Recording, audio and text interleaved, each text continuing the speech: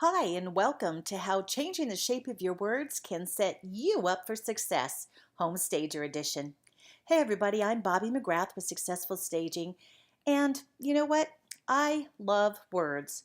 I love the nuance and what I call the flavor of words.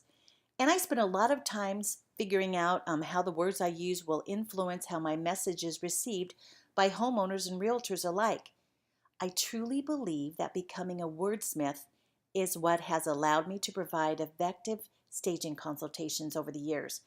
In fact, during the busy spring and fall selling seasons, I oftentimes provide 15 to 21 consultations in a week. Now, while I don't want to keep that pace up forever, thank goodness for vacations, am I right? I've been told that my way with words has been, well, my key to my success. So, what I'd like to do today is share a few key words and phrases that can help you talk your way to success. I'd like to start with my reasons behind why I choose the words that I do. First of all, the art of nuance it's quickly becoming a lost art. Understanding the shading of your word selections can increase their effectiveness. You know what I mean? Well, first of all, there are two different shadings to a word. There's the dictionary meaning, the denotative meaning, or the emotional baggage meaning known as the connotative meaning. For instance, clutter. For those of you who know me, that is the C word. I'm not big on the C word. However, I'm going to use it for this. Clutter, the denotative meaning, is a collection of things lying about in an untidy mass. Now, that is a perfect unemotional definition of what we mean when we use that term. But the connotative meaning, or the emotional baggage surrounding that word, is anything but unemotional. When we use that word, it's a judgment. It's a judgment of someone's belonging as being, well, junk or not valuable. So let's think about that. Now, if a room were to be stacked high with, Coach handbags and Louis Vuitton shoes, one would think twice about calling it clutter, right? So do you see what I mean? Staging, in my opinion, should be a no judgment zone, but rather a positive and empowering experience for the home seller that compels them to take action. Remember, we are the solution to the problems that are behind that door that will get in the way of a successful sale. So what I want to do today is I'm going to share a selection of terms that I use during my consultations, which, well, they allow me to avoid these word landmines while still providing the information my clients need to move forward and have a successful sale. But please keep one thing in mind. I want you to find additional positive, empowering words and phrases that work well for you and your personality. We're all different. The options I'm suggesting today are meant to be a springboard towards your building your own, stager speak, which will be unique to you. So, without further ado, let's go ahead and let's get started. Now, first words that hit me all the time: get rid of. I remember the first time I was ever around a stager, she came in and immediately started telling me what I needed to get rid of. Well, there is a lot of emotional baggage behind that phrase, don't you think? So, looking for a different option and looking at what my job is as a stager, I elect to use the word edit. I know many of you use this phrase, and I applaud you for that. What I really enjoy is as I'm providing a staging consultation, probably the second, third room, once we get in there, the clients will start saying to me, oh, I know we need to edit this and I know we need to edit that. So it really does make for a wonderful word, and it's great when your clients start using your terminology. It shows that they're mentally and emotionally starting to get on board that train that you're driving through their house. So edit is a very, very positive word. Now, this trio, worn out, tired, old, we all know. I hate it when people describe me as that. Can you imagine someone coming in and describing your house like that? So when I look at these words, I think, okay, how can we possibly get around this? Because many times when we go in, the house is worn out, tired, and old. I have elected to call it instead well loved.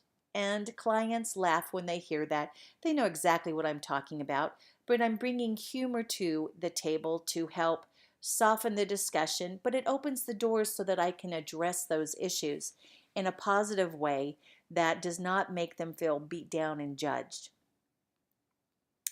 Must, have to. You must do this. You have to do that. Well, who does that sound like, right? Uh, that's First of all, I laugh and say, no, they don't have to do anything that I recommend. They don't have to. They don't, they don't have to. So instead, in order, one of my goals as I, do these kind of classes and things is to continually look for ways to elevate home staging as a true profession. So I look for words that help position us in a professional manner. So instead of using this phrase like you must paint this purple dining room, you have to get rid of those extra chairs, what I like to say is I highly recommend. And don't you just feel that difference? When someone highly recommends something, that actually to me is an elevated phrase. I highly recommend that you, paint the dining room, and here's why.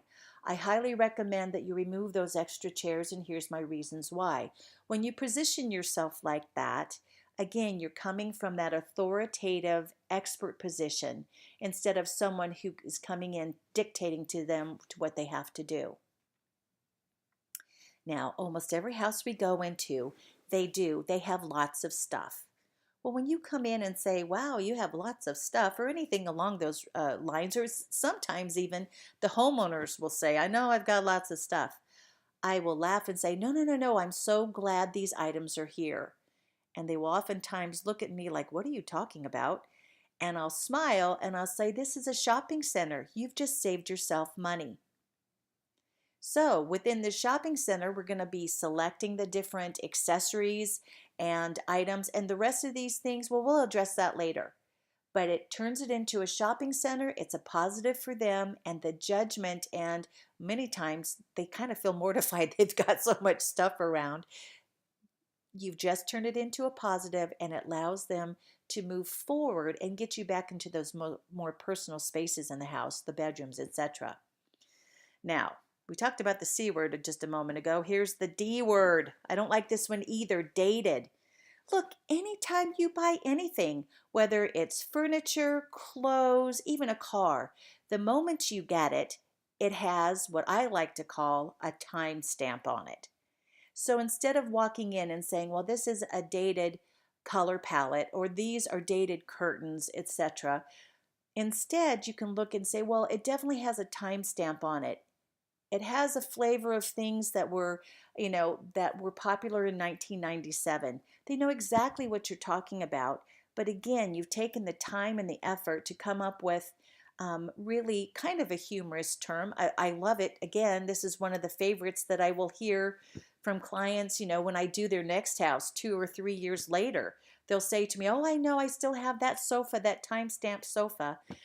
It's memorable, and it keeps you in the forefront of their memories in a positive way. I've yet to have anyone push back on this term. It's one of my favorites, actually. Now, here's one of those words, problem. When you just hear that word, don't you kind of see a visual brick wall it just rises in front of you? Here's this problem. And a problem many times can be seen as something that stops action. Well, there's a problem, so everything has to stop. I really looked hard to find a word for this that would allow me to convey that there's some additional work that needs to go towards this, but I wanted it to be overcome. So what I like to use is I like to use the word challenge.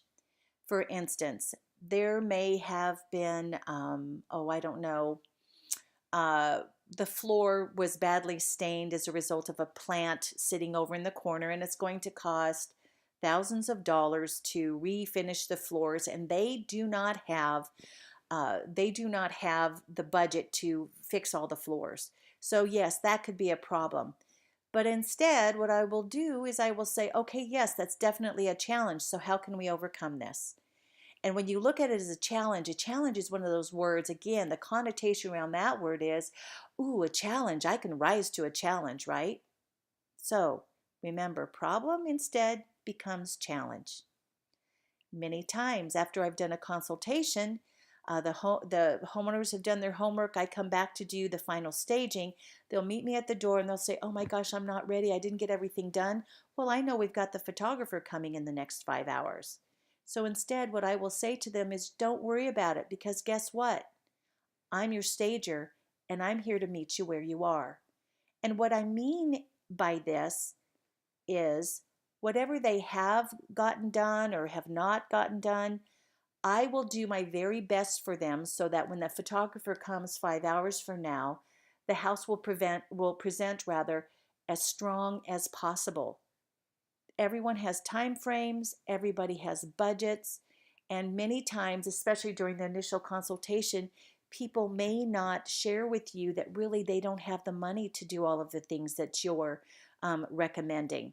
So when I meet them, I tell you what, it's like a relief to them when I have this attitude when I meet them at the front door. They may not be ready, but I am, and I'm ready to meet whatever problem or whatever challenge is behind that front door. I'm going to be the solution so they can present as strong as possible. Well, I guess I kind of let the cat out of the bag earlier, because we all know what the C word is. Yes, indeed, this is one of those words. Even when I teach my CE course to realtors, they will all say together with me now, the C word. They'll never say this word again. So it's one of my favorites. When I walk in and there is a lot of stuff around the house and it is a shopping center, what I will do is I will say to them instead, oh, well, I'm going to recommend that you pre-pack many of these items. Pre-pack is an action word. Pre-pack is a word that allows the folks to get past that wall of all the things they need to do into an action. So I have seen pre-pack being used more and more in our industry, and I applaud all of you who are already using this term, because it really is an empowering word. And I love to meeting with my clients when I come back to do that final staging and they've said, well, we've done our pre-packing. I love it because I know just by using the words that they have really gotten into the process, and I know they're going to have a successful staging. So do you see what I mean? How words can change your consultation from a judgment-filled list of tasks to be overcome into a positive and empowering and, get her done kind of situation? That is the power of understanding how each and every word you bring to the table is so important. I hope you have found this session helpful as you move forward to build your business one consultation at a time. This is Bobbie McGrath, and I look forward to hearing about your successful stagings soon.